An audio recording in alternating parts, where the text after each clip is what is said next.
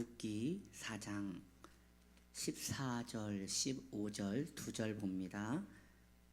우리 함께 봉독합니다. 여인들이 나오미에게 이르되 찬송할지로다 여호와께서 오늘 내게 기업 물을 자가 없게 하지 아니하셨도다. 이 아이의 이름이 이스라엘 중에 유명하게 되기를 원하노라. 이는 내 생명의 회복자이며 내 노년의 봉양자라. 곧 너를 사랑하며 일곱 아들보다 귀한 내 며느리가 낳은 자로다 하니라. 아멘. 오늘 룻기 강의 8번째 말씀의 제목, 내 생명의 회복자라는 제목으로 우리가 함께 은혜를 받기 원합니다. 오늘 룻기 강의 마지막 시간입니다. 보아스와 룻이 결혼을 합니다. 그리고 나오미는 룻과 보아스가 낳은 아이를 소중하게 돌보았다고 성경은 말하고 있습니다. 룻과 보아스에게서 태어난 아이의 이름이 오벳입니다. 오벳. 그 이름의 뜻은 회복시키는 자라는 뜻입니다. 나오미는 이 아이가 자신의 인생을, 자신의 쓰디쓴 마음을 회복시켰기에 그 따스한 이름을 지어준 것 같습니다. 이후에 오벳은 장성하여 이새를 낳고요. 이새가 장성하여 누구를 낳아요? 그 유명한 다윗을 낳는 것입니다. 즉 보아스와 룻이 낳은 오벳은 다윗의 할아버지가 되는 것이지요. 더 나아가 이 계보에서 예수 그리스도께서 태어나시는 것입니다. 나오미가 이 아이를 안고 있을 때 그 동네에 수많은 여인들이 나오미를 찾아와서 이 아기와 나오미를 축복합니다. 그들은 노래를 지어서 나오미를 축복하되, 나오미여 이 아기는 당신의 생명의 회복자입니다 라고 이렇게 노래를 불러주며 축복합니다.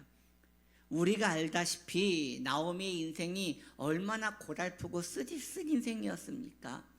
나오미가 잘 먹고 잘 살아보려고, 좋은 가족을 이루어 보려고 모압으로 이주했습니다. 그런데 거기서 뜻하지 않게 모든 가족을 잃고 말았습니다. 그 충격으로 자신의 이름을 마라라고 지어 불렀습니다. 그 마라의 뜻은 쓰다라는 뜻을 가지고 있는데, 이런 말 있잖아요. 소태같이 쓰다. 정말 쓰고 쓴 자신의 운명을 저주한 이름이라 할 수 있겠지요. 나오미의 그 이름 뜻은 나오미가 불러준 이름으로서 그의 마음이 독국물을 풀어놓은 것 같이 이제 쓰다고 고백하는 것입니다. 이스라엘 그 광야에 가면 지금도 여행객들 가운데 이 광야 여행을 좋아하는 사람들이 있대요. 그 무엇보다 그 물탱크를 꼭 챙겨야 한답니다. 왜냐? 물이 없으면 어느 순간 물을 먹고 싶을 때 그 물을 찾을 길이 없기 때문에 다른 것은 몰라도 큰 물탱크를 끌고 다녀야 한대요. 그런데 그 옛날에는 그 물탱크가 없었잖아요. 그러면 땅을 판답니다. 물이 없을 때 땅을 파는데 운 좋게 물이 나오면 좋지만 대부분 쓴물이 나온대요. 그래서 이스라엘 백성들이 땅을 파는데 쓴물이 나오자 그 이름을 뭐라고 지어요? 마라라고 짓잖아요. 그러면서 절망을 했다고 성경이 말하고 있듯이, 나오미가 그 이야기를 알고 있기 때문에 자신의 마음을 파봐야 쓰다, 말하다 라고 고백하게 되었다는 것이지요. 그런데 그러한 나오미의 인생에 다시금 회복이 찾아온 것이에요. 그 이유는 일곱 아들보다 귀한 그의 며느리 모압 여인 룻이 그의 기업을 이어주었기 때문입니다. 이 기업이 보통 기업입니까? 이후에 다윗의 기업이요, 더 나아가 예수 그리스도의 기업이 되는 이 가문인 것입니다. 오늘 본문은 불행한 인생이 그리스도의 계보 안에 들어올 때에 회복된다는 것을 우리에게 말씀해 주고 있는 것이에요. 우리 인생도 마라처럼 쓴 인생일 수 있습니다. 인생이 고통스럽습니다. 마음이 고통스럽습니다. 환경 또한 고통스럽습니다. 더 나아질 조짐이 보이지 않습니다. 우리 인생이 그럴 수 있다는 것이에요. 마음이 쓰니 함께 살고 있는 가족도 씁니다. 모든 것이 쓰디씁니다. 그러한 분들의 특징이 무엇을 먹어도 쓴 것이에요. 마음이 상하면 여러분 미각마저도 잃어버리게 되는 것입니다. 그런데 여기에서 우리는 신앙적 고민을 하나 하게 됩니다. 불신자, 하나님을 믿지 않는 자연인들은 영혼이 죽어있는 상태입니다. 그러기에 그들은 하나님의 만족을 알 수가 없어요. 그러니 불신자들이 마음이 공허하고 불행한 것은 어쩌면 당연한 것입니다. 그것은 원래 그런 것이에요. 그러나 성도는 안 그래야 하잖아요. 성도는 불신자와 달라야 하잖아요. 그런데 왜 성도의 마음도 쓰고 쓴 것입니까? 왜 성도가 공허하고 불행을 고백하는 것입니까? 성도가 누구입니까?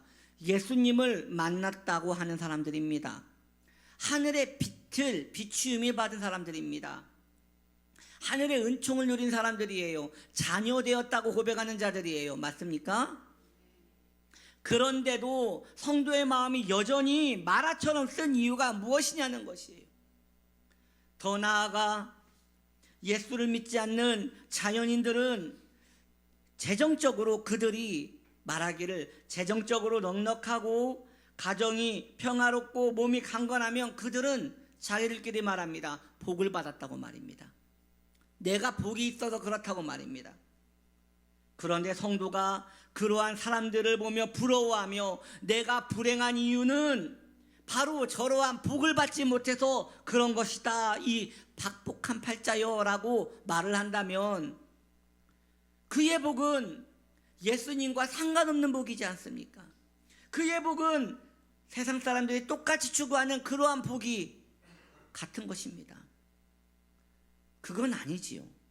그렇게 되면 안 되는 것이지요. 나오미는 말합니다. 이 아기는 내 생명의 회복자로다. 신앙인이라면 나오미처럼 똑같이 고백해야 합니다. 우리 주 예수님은 내 생명의 회복자로다. 아멘. 그러나 이 고백이 내 삶이 되는 것은 얼마나 멀고 먼지요. 신앙이 있는 성도는 좌절하지 말아야 하고 공허하지 말아야 하는데 왜 그러한 일이 우리에게 일어나는 것입니까? 나오미의 마음과 같이 우리의 마음도 왜 쓰디쓴 마음이 되는 것입니까? 그 이유를 오늘 함께 나누어 보고자 합니다. 첫째로 그렇게 되는 이유는 예수 그리스도를 바라보는 일을 자주 하지 않아서 그러한 일들이 일어난다고 성경은 말하고 있는 것입니다. 여러분, 나오미가 그의 손주 오벳을 얼만큼 바라봤을까요? 거의 눈을 떼지 않았을 거예요. 그 손주 나오미의 그 손주 오벳을, 그 귀한 오벳을 자기 생명의 회복자라고 고백하는 그 아이를 눈을 떼지 않고 계속 바라봤을 거예요. 성도에게 언제나 시험이 찾아오는 이유는 딱 한 가지입니다. 예수님에게서 눈을 뗐기 때문이에요. 예수님을 바라보지 않았기 때문이에요. 우리의 회복자 되신 예수님을 바라보지 않고 다른 것을 바라보았기에 그런 일들이 생기는 것입니다. 한 성도가 전도를 받고 교회에 나옵니다. 특별한 경험으로 하나님께서 그를 만나 주셨고 회심을 하고 하늘의 은총을 입었습니다. 너무 행복하여 자신의 인생을 그리스도께 드렸습니다.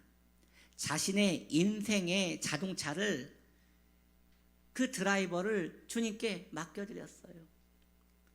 그리고 자신의 인생에 이제 운전석에 예수님이 앉아 계십니다. 그리고 그는 고백합니다. 주님, 저는 옆에서 주님을 바라볼 테니 이제 내 인생을 주님이 운행하여 주시옵소서라고 고백하였습니다. 너무나 행복한 시간을 보냈어요. 그런데 시간이 흘렀어요. 답답한 거예요. 예수님이 원하시는 길과 내가 원하는 길이 점점 달라지고 있는 것이에요. 예수님의 말씀대로 살아가는 것이 너무 답답합니다. 그래서 예수님께 말씀드립니다. 주님, 제가 운전할게요. 주님이 옆에 앉으세요. 답답해서 안 되겠어요. 주님, 제가 운전할게요. 그래서 강제로 주님을 옆자리로 모시고 아이고 이제 살겠네 하고 운전석에 핸들을 잡았습니다.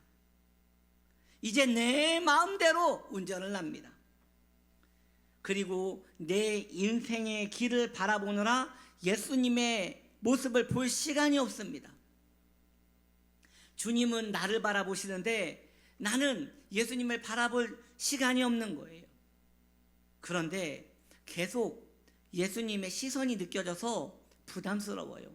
주님이 계속 노려보는 것만 같아요. 너무 부담스러워서 예수님께 부탁합니다. 좀 뒷자리로 가시라고. 부담스럽다고. 그래서 예수님을 강제로 뒷자리로 모십니다. 그랬더니 뒤에서 예수님의 궁시렁 소리가 들립니다. 얘야, 기도해야지. 얘야, 성령을 인도해야, 성령의 인도를 따라야지. 너의 길과 나의 길이 이렇게 다르면 되겠느냐라고 하면서 주님의 소리가 궁시렁 소리가 들립니다. 그 소리에 내 인생 운전이 너무 힘든 거예요. 그래서 주님께 부탁해서 트렁크에 집어넣었습니다. 여러분, 혹시 우리 이야기 아닙니까? 여러분, 예수님 지금 어디 계십니까? 우리의 인생의 운전대를 지금 누가 잡고 있습니까? 예수님입니까? 아니면 우리 자신입니까? 우리는 그 사랑스러운 예수님을 얼마나 바라보며 살아가고 있는지 한번 생각해 보십시오. 생명의 회복자이신 예수님을 바라보지 않으면 그가 교회를 다닌다 하더라도 예수님과 우리는 실제로 끊어진 관계에 불과하다는 것이에요. 예수님과 대화가 끊어진 자는 그가 교회를 다녀도 그의 생명은 서서히 시들어버리는 죽은 풀과 같이 될 것입니다. 예수님을 바라보십시오. 그것이 뭐 그렇게 어렵습니까? 고개를 들어 주님을 바라만 보면 되는데 말입니다. 그 주님께 고개를 돌리고 방향을 예수님께 향하여 고정하십시오. 이것이 회복의 비결이 되는 것입니다. 그림의 떡은 보기는 좋아도 우리를 배부르게 하지 못합니다. 노릇노릇하게 막 구워진 떡은 먹어야 만족이 되고 내가 그것을 손으로 잡고 내 입에 넣어야 기쁨이 되는 것입니다. 생명의 떡이신 예수님을 그림같이 걸어놓지 말고 그것을 먹음으로 만족하시기를 바랍니다. 막 구워낸 생명의 떡이신 예수님을 매일매일 자주자주 바라보시기를 바랍니다. 요한복음 21장에 보면 예수님께서 해변가에서 모닥불을 피워놓고 떡을 구우십니다. 제자들을 기다리며 떡을 구우십니다. 새벽녘이 되어 고기를 한 마리도 잡지 못한 제자들이 이제 나옵니다. 그 해변가에 예수님이 떡을 굽고 있는 것이에요. 그 떡을 나누어 먹습니다. 예수님께서 그 떡을 권하십니다. 그때 허기진 제자들이 그 떡을 얼마나 맛있게 먹었을까요? 그 떡이 바로 우리 주 예수님입니다. 생명의 떡이신 주님께서 노릇노릇한 잘 구워진 그 떡을 우리에게 주시기를 원합니다. 바라보는 자마다 그 떡을 먹을 것이니 오늘 그 떡을 먹고 회복의 은혜를 누리시기를 축복합니다. 엘리야가 지쳐서 광야에 쓰러져 있습니다. 그늘을 찾다가 로뎀 나무가로 들어가서 거기에서 죽기를 청합니다. 그때 하나님의 천사가 떡을 구워서 엘리야 입에 넣어줍니다. 그 떡을 먹고 다시 기도할 수 있는 힘, 하나님을 찾을 수 있는 힘을 찾기 위하여 호렙산으로 올라갑니다. 여러분이요, 예수를 먹어야 우리가 신앙생활도 할 수 있고, 예수를 먹어야 우리가 기력을 찾아 하나님의 동산 호렙산에도 올라갈 수 있는 것입니다. 그 떡을 먹어야 합니다. 바라봐야 합니다. 그러한 자가 해가 바다에 들어가며 그 바다가 반짝반짝 빛나듯이 그 생명의 충만함을 함께 누리게 되는 것입니다. 할렐루야. 그 두 번째 이유를 이제 좀 알아보겠습니다. 왜 성도가 공허하며 자신을 쓰디쓴 인생이라고 고백하게 되는 것입니까? 그 두 번째 이유는 나의 가문이 그리스도와 같은 가문이 되었다는 것을 믿지 않았기 때문입니다. 우리는 오늘 이 하얀 포가 덮여진 이 성찬을 곧 대하게 될 것입니다. 성찬이란 예수님과 가족이 된 사람만 할 수 있는 것이에요. 그리고 성찬을 나눈 모든 성도는 또한 예수님과 한 형제이며 여기에 계신 모든 분들도 이제 한 가족이 되는 것입니다. 성찬이 그래서 그렇게 귀한 것이에요.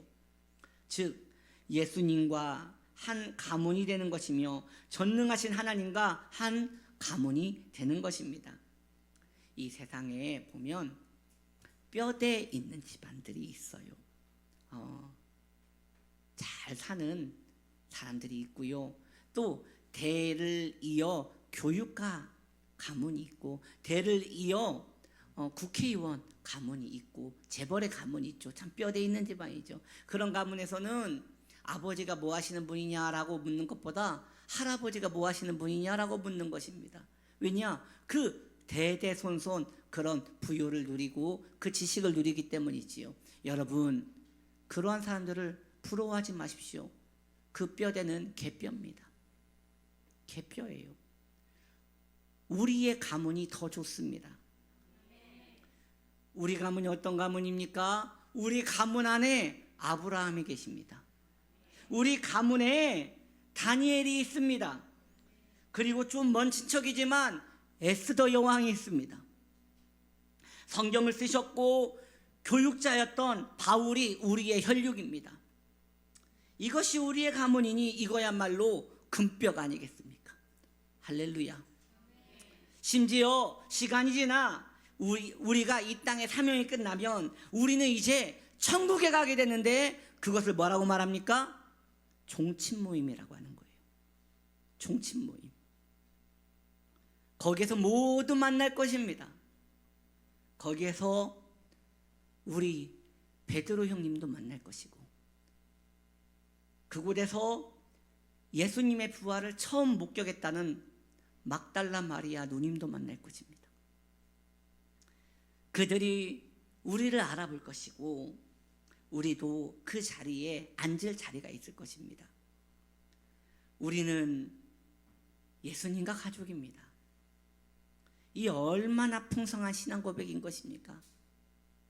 그러나 그 풍성함을 우리가 자주자주 기억하지 않는다면 성도의 마음은 곧 밋밋해지고 허탄함에 빠지게 되는 것입니다. 그리스도의 가족이 되었다는 충만함은 할렐루야 성경 66권만큼 풍성한 은혜인 것입니다. 이 성경의 내용은 우리의 족보이며 우리 집안의 스토리가 되는 것이에요. 어릴 적 기억이 나요. 얼굴이 잘 기억은 나지 않지만 저희 아버지가 농에서 족보책을 꺼내가지고요 이렇게 쌓아놓고 이걸 펼쳐가지고 너의 몇 대손은 누구시고 너의 몇 대손은 누구시다 이걸 참 설명을 해줬던 기억이 나요. 지금 그 족보 어디 갔는지 모르겠는데 그걸 졸면서 들었던 기억이 나요. 여러분의 자녀가 우리 족보책 없습니까? 라고 할 때 성경책을 꺼내시면 됩니다. 이게 우리 족보다. 여기에 우리의 선대 조상들이 다 있다. 할렐루야. 뼈대 있는 가문 되신 여러분 정말 축복하고 여러분들이 얼마나 존귀한지 늘 기억하시기를 바랍니다. 왜 이렇게 된 것입니까? 내 생명의 회복자가 우리 주 예수님이시기 때문입니다. 그러므로 예수님을 바라보십시오. 예수님을 의지하십시오. 이를 위하여 우리 주님 십자가에 달려 이 모든 것을 확증하셨으니 우리는 그 소망에 우리의 마음을 담아 떨어지지 않게 깊이 못을 박아 순풍을 타고 그 순항을 하면 되는 것입니다. 그리스도의 충만한 가운데 생명 회복을 누리는 복된 영혼 되시기를 예수님의 이름으로 축복합니다. 아멘. 자, 우리 함께 기도하기 원하는데 기도하기 전에 찬양을 한 곡 하기를 원합니다.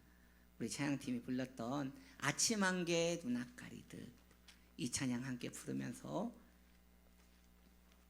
이 찬양 부르신 후에 우리 잠시 기도하기를 원합니다.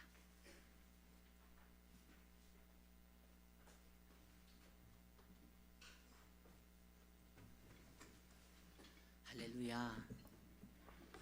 이 세상에 부러운 것들이 참 많습니다.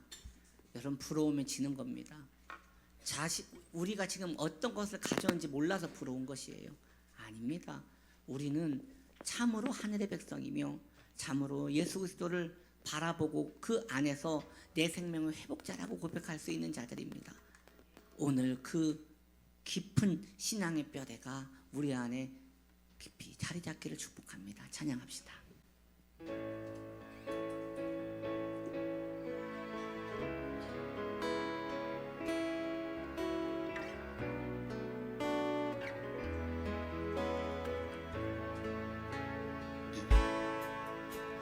아침 안개 눈앞 가리듯 나의 약한 믿음 의심 쌓일 때 부드럽게 다가온 주의 음성 아무것도 염려하지 마라 주위의 바위 패이듯 나의 작은 소망 사라져갈 때 고요하게 들리는 주의 음성 내가 너를 사랑하노라